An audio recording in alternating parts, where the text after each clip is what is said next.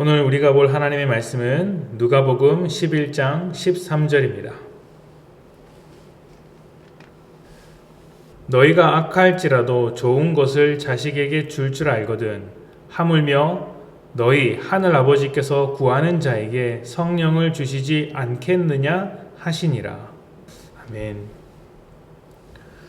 누가복음 11장은 주기도문을 시작으로 기도에 관한 짧은 몇 가지 이야기들이 있습니다.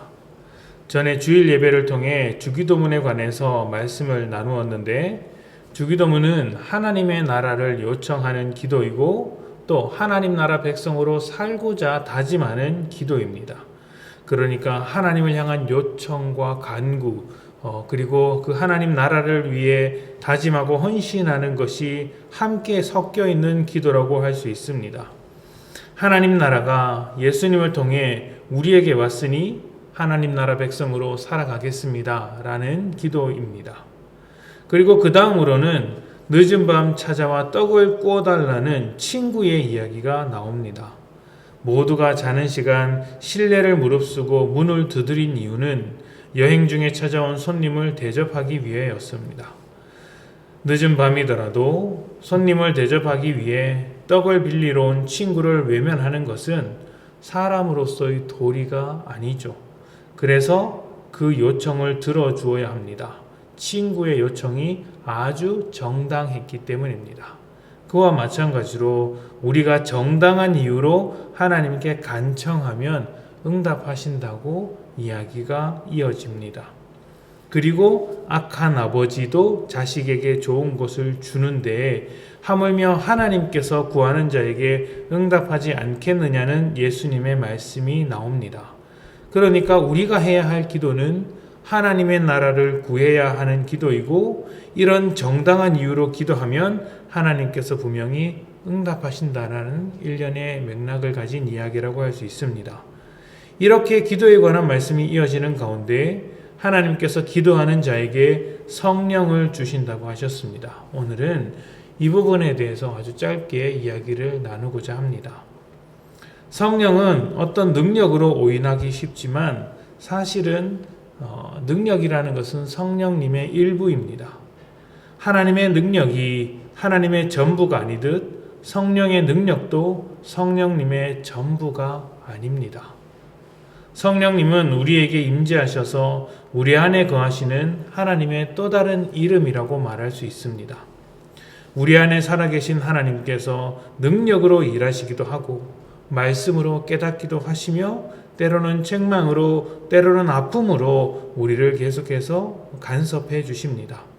하나님 나라를 구하는 정당한 기도를 통해 성령님을 받게 되는 것도 성령님께서 바로 우리 안에서 하나님의 나라를 만들어 가시기 때문입니다. 우리는 성령을 통해 하나님의 뜻을 이해합니다. 성령을 통해 하나님의 성품을 닮아갑니다. 그리고 무엇보다 하나님의 백성으로 살아가게 됩니다. 제자들이 성령을 받고 극적으로 변화되어 예수 그리스도를 선포했던 것처럼 우리도 성령님의 일하심을 통해 하나님의 나라의 백성으로 하나님의 통치를 선포하게 되는 것입니다. 그렇기 때문에 우리는 성령님을 의지하며 살아야 합니다. 성령님의 도우심 없이 우리 스스로 하나님 나라를 선포할 수 없고 하나님의 뜻을 이해하지도 못합니다. 우리 스스로 구원하지 못했듯이 스스로 신앙생활을 할 수 없는 것이죠. 만약 스스로 신앙생활을 할 수 있다라고 말한다면 그것은 스스로 구원을 만들어낼 수도 있어야 한다라는 이야기와 같습니다. 우리가 혼자의 힘으로 우리 자신만의 힘으로 신앙생활을 한다면 우리보다 더 강력한 세상이 우리를 가만히 두지 못합니다. 우리보다 힘이 센 세상을 이기기 위해서는 그보다 더 강력하신 성령님의 도우심이 필요하다라는 것이죠.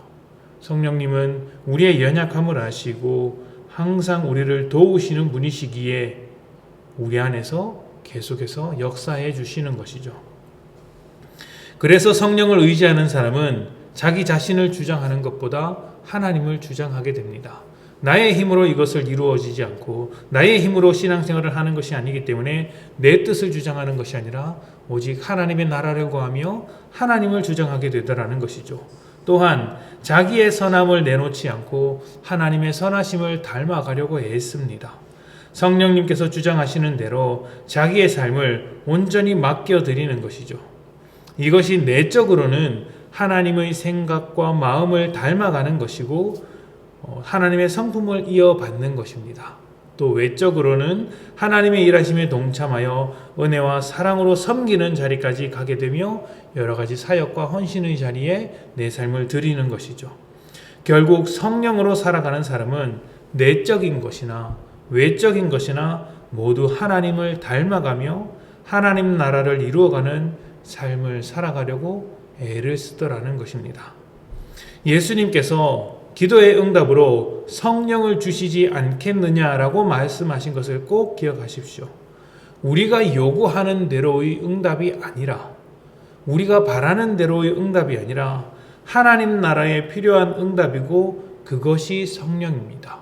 그러니까 때때로 우리가 잘못 구하더라도 하나님께서는 그 잘못 구하는 것까지 사용하셔서 우리의 그릇된 인생마저도 사용하셔서 하나님 나라를 이루어 가실 만한 능력이 충분하신 분이고 그 일을 이루시기 위해 연약한 우리를 도우시기 위해 성령님이 우리에게 오셨다는 것입니다. 그러니 우리 기도에 대한 응답이 바로 성령님이 되실 수 있는 것이죠. 그러니 우리의 기도도 하나님의 뜻에 맞추어 성령을 구하는 기도가 먼저여야 합니다. 그리고 그렇게 기도하는 사람이라면 자기 자신도 하나님의 마음과 성품을 채우기를 바랄 것이며 하나님 나라의 삶을 살아가려고 할 것입니다. 그것이 성령을 구하는 자들의 기도여야 하고 또 성령을 구할 때 우리에게 일어나는 일이기도 합니다. 오늘 하루 정욕을 따라 구하지 않고 정욕을 따라 살아가는 삶이 아니기를 축복합니다. 하나님 나라에 걸맞는 정당한 기도를 하며 성령의 일하심으로 함께 살아가는 복된 여러분들이 되시기를 축복합니다. 우리 시간 함께 기도합니다.